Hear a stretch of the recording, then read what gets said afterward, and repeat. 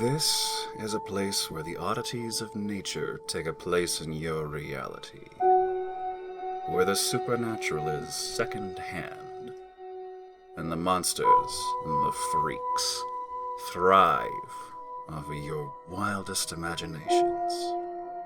This is Unsettling Stories.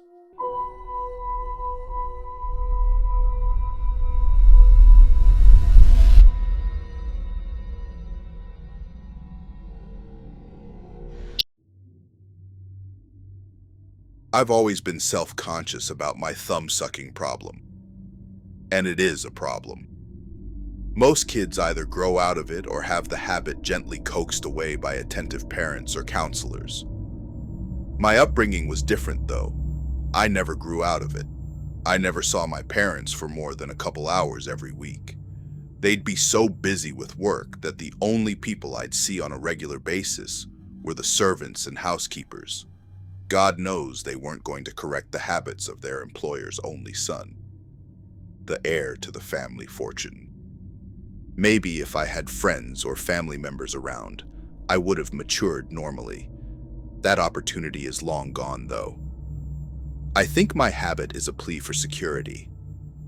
Having no real comfort or warmth in my life probably leads me to engage in such an infantile practice. I'm 20, by the way.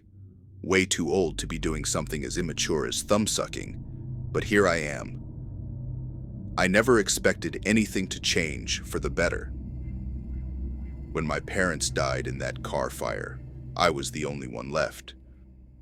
I was 15 years old, wealthy beyond my comprehension, and aside from the servants, the only one in a home that would be better referred to as a palace. The servants doted on me like they'd been taught to. My tutors came and left on schedule. No one dared to tell me to get a social life or interact with the world around me. They left me in peace with my laptop and video games. For all they knew, for all I knew, I'd be browsing and playing alone until the day I died. Like I said before, I'm 20 now. Until recently, my life continued the way I'd expected. Then I met Arya. Arya is the daughter of one of the servants. She's younger than me, probably 16 or 17. But she's the first person who ever took interest in me on a personal level, rather than just going through the motions of servant-to-master interaction. When her mother, whose name I don't even know, found out, she was very angry with her daughter and apologized to me profusely. I was assured Arya wouldn't bother me again. I said it was okay. I allowed Arya to visit as frequently as she wished. We quickly grew close, and it didn't take long before Arya brought up my habit. I was mortified. I didn't realize I'd been doing it while she talked to me. I slid the wrinkled, saliva-drenched thumb out of my mouth and clenched my fist around it in some half-hearted attempt to hide my shame. Arya told me not to be embarrassed. She took my hand in her own and gently unballed my fist. As I watched in disbelief, my heart pounding so powerfully I worried she'd hear it. Arya took the still wet thumb in her own mouth. You have to realize something. I'd never even hugged a person aside from my mother when I was a child. This was a level of intimacy I'd never expected to see in person, let alone participate in. I shuddered with nervous excitement. Arya stopped what she was doing and asked if I was okay. I nodded and told her I just needed to get some air. I left her on the couch.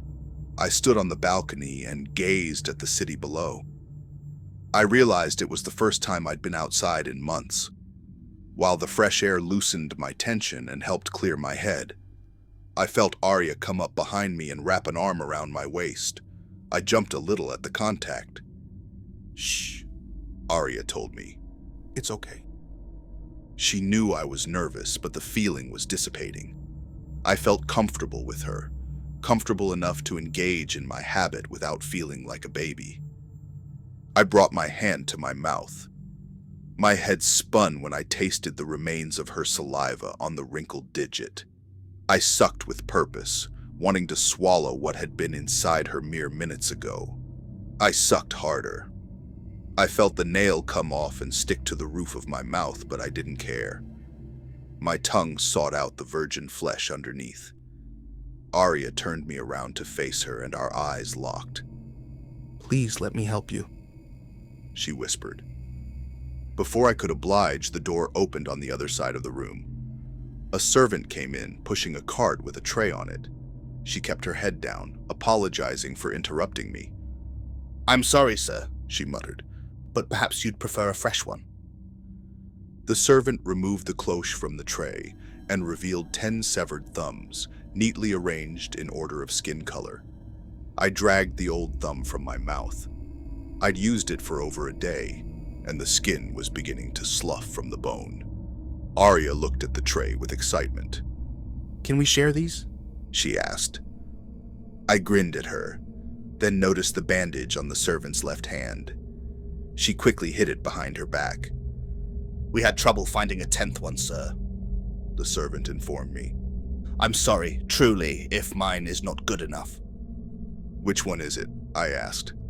She pointed to the third one from the end. I picked it up and handed it to Arya. She looked at it for a moment, then slid it into her mouth. Her lips formed a smile around the dark digit. I dismissed the servant. Arya and I stood on the balcony, quietly sucking our thumbs. I felt her hand wrap around mine, and she leaned her head against my shoulder. I beamed with happiness. Finally, a chance to live a normal life.